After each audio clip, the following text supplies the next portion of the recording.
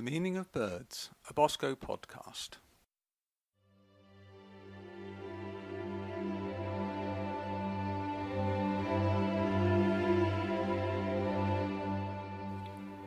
Birds are the wild creatures we see every day in gardens, fields and cities. Pigeons, starlings, rooks and sparrows are so familiar we often take them for granted. But what do we know about these everyday birds? And how important are they? And what is their value for us? Welcome to the Meaning of Birds podcast, a weekly series in which we shall take a look at the lives and meaning of some common British birds. Season 1 has 6 episodes. Each examines a different species. I am Paul Stevens-Wood, your host for the series.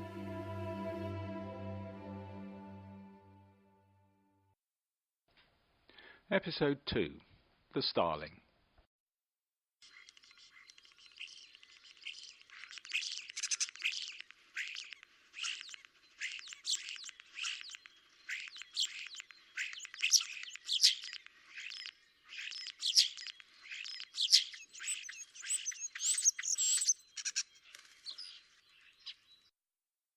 Starlings are birds of town and country, so we have all seen them. Although unrelated to sparrows, they always seem to be together. And as both nest in roofs and other man-made structures, they are the bird species that take the most advantage of our human spaces. Everyone has seen starlings perched in gutters or on aerials, wings flicking intermittently and pouring forth strange noises that seem to pass as song. The sounds are a strange mixture of warbling, clicking and gurgling, sometimes punctuated by musical whistles, all delivered in a rather wheezy way. In fact, one of the colloquial names for the bird in Norfolk is wheezer. In an urban setting, they keep up a constant chatter described by one critic as the irritating sound of someone passing through all the stations on a radio, but never getting the right one. However, starlings have some astounding attributes. They are great mimics, and there are records of them successfully imitating owls, buzzards, geese and pheasants. Its repertoire, however, doesn't stop with the imitation of other birdsong. It has an extraordinary capacity to also sound like cats, dogs, frogs and goats. And because starlings live so close to humans, it also copies an array of human sounds. Wolf whistles and phones are imitated so accurately that many people are thoroughly confused when they can't find the source of these sounds. This capacity to imitate humans has long been recognized, and for this reason the birds have been caged and taught from early times. There are references to caged starlings in ancient Rome, where they were sold in street markets. Shakespeare mentions a caged starling in Henry IV Part 1. Hotspur says, "Nay, I'll have a starling shall be taught to speak nothing but Mortimer, and give it to him, to keep his anger still in motion." Going back to Welsh bardic traditions, the Mabinogion tells of Branwen, who tamed a common starling and taught it words, sending it across the Irish Sea with a message to her brothers, who then sailed across from Wales to rescue her. The most famous starling, though, belonged to Mozart. He bought it from a shop after hearing it sing a phrase from a work he had composed 6 weeks earlier, but had not yet performed in public. The bird could sing his Piano Concerto No. 17 in G major. Mozart became very attached to it, and when it died 3 years later, he arranged an elaborate funeral for it. People still keep starlings that mimic all sorts of sounds. Here's a pet American starling singing Mozart. You and I talked about before the show is this. How far can the government go in horse trading? How far can the administration say? In the 19th century, the starling was known on the streets of London as the poor man's parrot. In the 1870s, a few birds could still be found for sale by hawkers, as nestlings were easily captured and with careful hand-rearing and care adapted quite well to captivity. They can thrive on a diet of seed and mealworms, but do have a tendency to accumulate excess iron in their livers. This is alleviated by the addition of a few ground black tea leaves to their food. Apart from the need for dietary care, The only drawback to keeping the birds is their messy defecation habits, and sometimes they transmitted diseases to their human captors. Over the last century, the starling's talent for mimicry, its natural inquisitiveness, its abundance and its adaptability to captivity have made them easy to train and study. As laboratory birds, the number of starlings kept for experiments is only outdone by the domestic pigeon. Many people acknowledge, if only grudgingly, that the starling can be a beautiful bird, but not when they are young. Very young birds are a plain sandy olive with a creamy chin, and sometimes they are mistaken for thrushes. As they grow, the juveniles retain the youngster's plain head, but begin to develop the adult spotty body. It's the adult plumage that inspires murmurs of restrained admiration. In autumn, adult starlings are covered with arrowhead-shaped white spots, diminishing in winter to reappear in the spring, but the plumage is glossed with iridescent violet and emerald hues, giving the bird a magical quality. Not everyone, of course, appreciates the starling's beauty. Sometimes it looks a scruffy bird, and its legs are stout and pinkish or greyish red, which has given rise to the bird's northern name of shit legs. Individual starlings have their admirers, but it's when the birds get together in large numbers that they become truly memorable. Large flocks of starlings are called a murmuration. In the breeding season, when food is more plentiful, there are rarely more than a few birds seen foraging together. But in late summer, juveniles begin to congregate and are soon joined by the adults. Small parties of starlings that have been foraging away from the roost site begin to build up slowly over the roost. They may travel up to 20 miles to get there. As more starlings join, the flock gets larger and larger. The numbers swell as migrants arrive from northern Europe, Russia and Ukraine, fleeing the harsh winters there. The sky darkens and the noise level rises. In late autumn and winter, these murmurations see thousands of starlings form huge flocks that twist and turn in unison through the evening twilight. The flock careers through the air, shimmering dark, then light like a plume of smoke over the fields. They swoop together, creating incredible fluid shapes through the air. The freewheeling, pulsating curves produced by these small birds dominate the sky for several minutes. Then they pour down out of the sky onto their night's roost.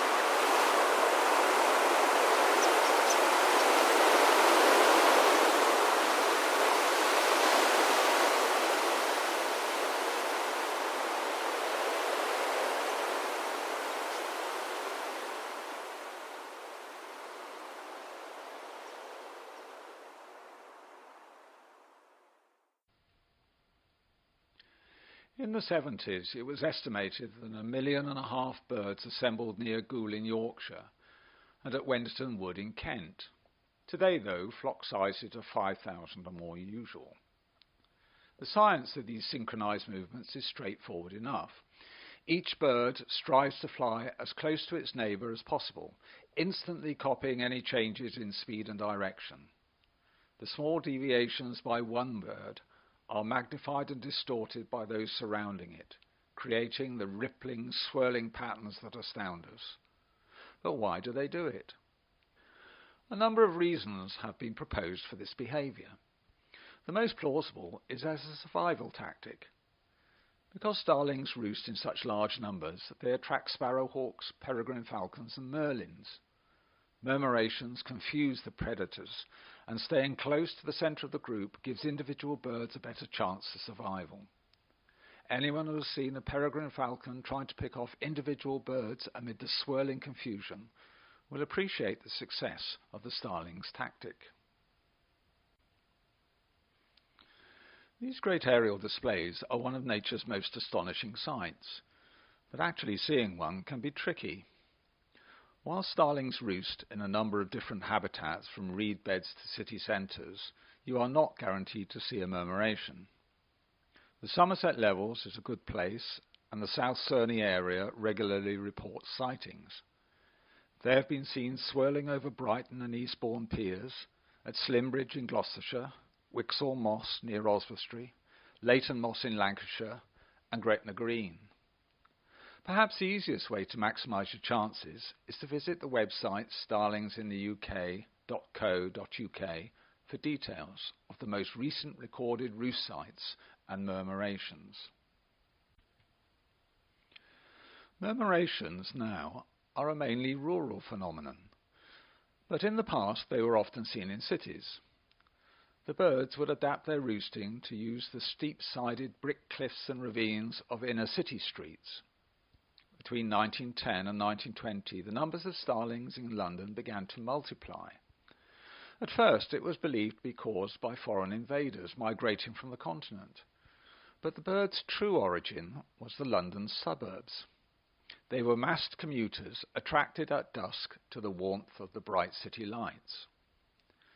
For several decades, all the major monuments from Marble Arch to St Paul's had such large flocks of birds that it was said their noise drowned out the traffic. By 1949, their numbers were so large that they landed on the hands of Big Ben and stopped the clock. This was the ultimate crime, added to a long list of complaints about mess and noise. Starling droppings fouled the benches around Leicester Square and ruined the buildings.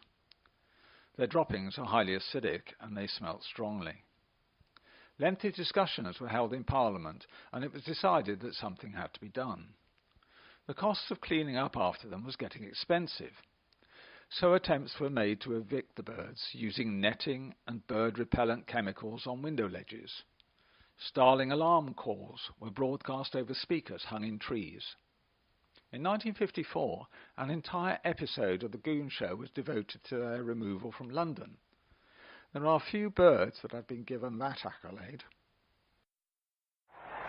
The inventive genius of the country was called upon, and for 3 years the starlings were attacked with a series of frightening devices. Stuffed owl. Wriggling rubber snakes, high-frequency sound beams. Little round things that went knip, knip, knip. Rice puddings fired from catapults. A recording of a female starling in trouble. Recording of a female starling not in trouble. Trained cats. Rice puddings fired from catapults Mark II. Flashing lights and Chinese crackers. Large things dropped from a great height and vice versa. Failing that, rice puddings fired from catapults. For some inexplicable reason, all these devices failed. The starlings remained. What the Goon Show said was true. All attempts to dislodge starlings from cities in the 50s and 60s failed. Starling numbers since have dwindled substantially. Over the last 25 years, they have declined by about 80% nationally. The reason is thought to be the low survival rate amongst young birds caused by changes in agricultural practices, with more intensive farming and less pasture and meadow habitats. This leads to a corresponding reduction in grassland invertebrates, which are so important for the raising of healthy chicks. In cities, the loss of suitable nesting cavities and changes in garden use has reduced their habitat and forced the starlings out beyond the suburbs. However, the numbers of starlings in the UK appears to have varied across time, and the recent decline may be atypical. There are a lack of historical references before the 18th century, but what there is suggests that starlings were relatively uncommon, and to some extent seasonal. The Welsh name of Ederyn yr Era, or snowbird, seems to say that they were mostly winter migrants. It seems the species expanded during the Industrial Revolution, perhaps because their environment improved with better agricultural practices. Even though starlings have joined the red list of severely declined birds in the UK, they don't elicit the same sympathies as song thrushes, skylarks, or even the sparrow. it seems many people have a negative view of the bird, considering it to be too boisterous and greedy. Starlings have a reputation for uncleanliness, as it seems to have an attachment to sewage works and rubbish dumps. The large murmurations also have a baleful effect on their roosts, flattening reed beds, breaking tree branches with their weight, and even killing trees with the sheer quantity of their acidic guano. The stink can be overwhelming.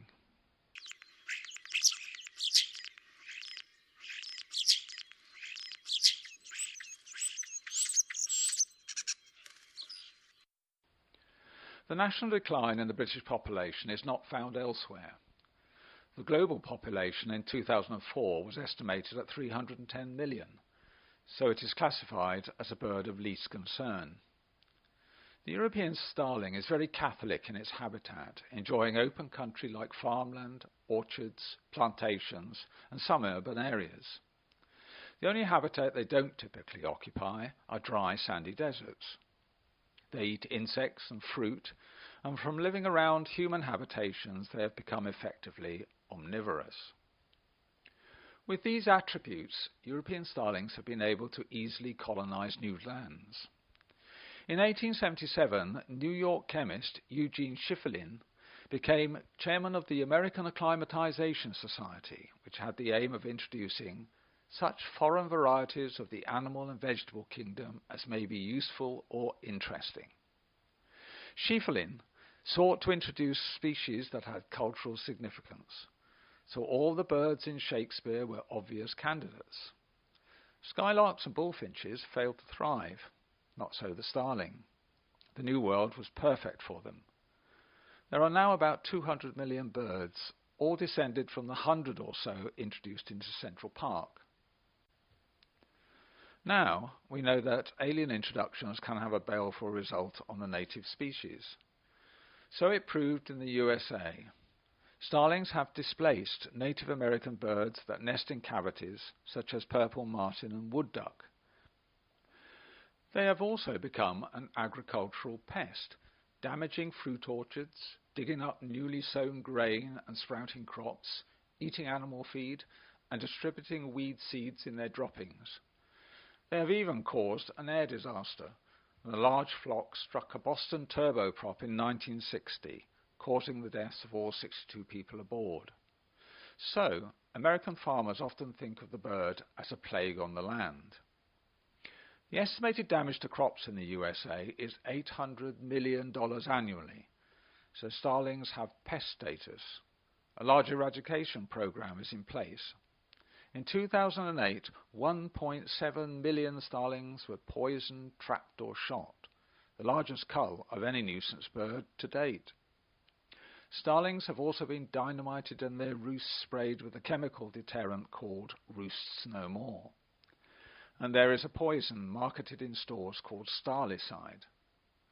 Despite all this, the American population of starlings hasn't declined significantly and accounts for about a third of the world total.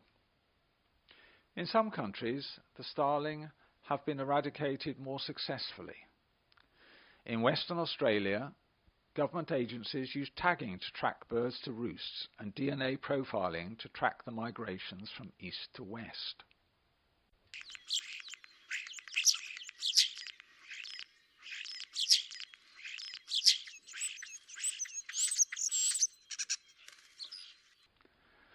On its natural range across Europe and Asia, the starling has not always been seen as a pest. In communist times, Russians appreciated them for eating agricultural pests and encouraged them by the provision of 225 million nest boxes, all monitored by school children. The rosy starling, a close cousin of the common starling, eats the grasshopper that can, in certain circumstances, become locust swarms. A colony of 3,000 birds can harvest 2.5 to 3 tons of grasshoppers in a day. In the first millennia, in the Middle East, both Christians and Muslims saw the starling as a divine deliverance after the arrival of the plague of locusts. So, the starling, a common bird with a close relationship to humans, generates both admiration and loathing. They entertain with their mimicry and their extraordinary murmurations. Their plumage, with its iridescent blue and green hues, is commended for its beauty. At the same time, starlings have caused immense damage in newly colonized lands, where they outcompete native bird species and have the status of an agricultural pest. Consequently, they have been exterminated with extraordinary vigour.